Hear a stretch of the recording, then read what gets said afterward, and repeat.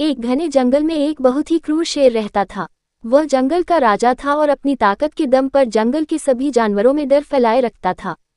रोज वह किसी न किसी जानवर का शिकार करता और उसे मारकर खा जाता था। धीरे धीरे जंगल के जानवरों की संख्या कम होने लगी और सभी जानवर शेर के आतंक से परेशान हो गए। एक दिन सभी जानवर मिलकर एक सभा करने लगे। सभा में उन्होंने तय किया कि वे शेर के पास जाकर उसकी समस्या का हल निकालेंगे। सभी जानवर शेर के पास पहुंचे और विनम्रता से कहा, महाराज, आप जंगल के राजा हैं और हम सब आपकी प्रजा।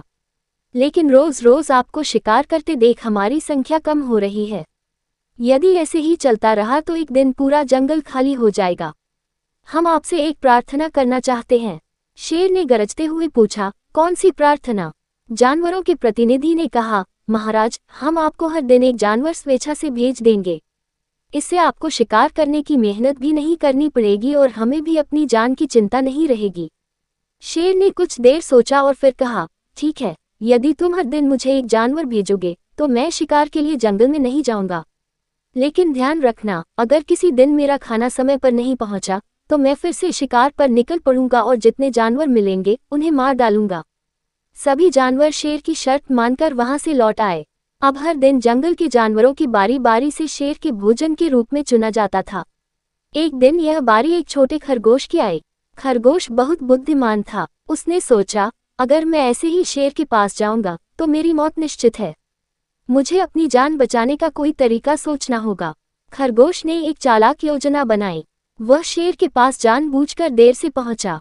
शेर बहुत गुस्से में था और गरजते हुए बोला, तुम इतनी देर से क्यों आए हो? क्या तुम नहीं जानते कि मैं भूखा हूं और मेरी भूख सहन नहीं होती? खरगोश ने विनम्रता से कहा, महाराज, मैं तो समय पर ही आ रहा था, लेकिन रास्ते में मुझे एक और शेर मिल गया। वह मुझे खाने की कोशिश कर रहा था। मैंने बड़ी मुश्किल से अपनी जान बचाई और आपको ये बात बताने के लिए यहाँ पहुंचा हूँ। शेर यह सुनकर हैरान हो गया।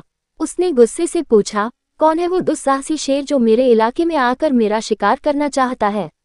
मुझे तुरंत उसे दिखाओ। चालाक खरगोश ने शेर को एक बड़े कुएं के पास ले जाकर कहा, महाराज, वह शेर इसी कुएं के अंदर है।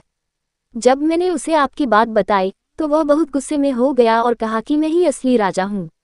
शेर ने बिना सोचे समझे कुएं में झांका। जैसे ही उसने पानी में अपनी परछाई देखी, उसे लगा कि यह कोई दूसरा शेर है। क्रोध में आकर शेर ने कुएं में छलांग लगा दी। कुएं में गिरते ही वह डूब गया और वहीं उसकी मौत हो गई। खरगोश ने खुशी खुशी जंगल में लौटकर सभी जानवरों को एक खुशखबरी सुनाई। सभी जानवरों ने खरगोश की बुद्धिमानी की तारीफ की और फिर से जंगल में सुख शांति से रहने लगे। शिक्षा, बुद्धिमानी और चतुराई से बड़ी समस्या को हल किया जा सकता है, चाहे सामने कितनी भी बड़ी ताकत क्यों न हो।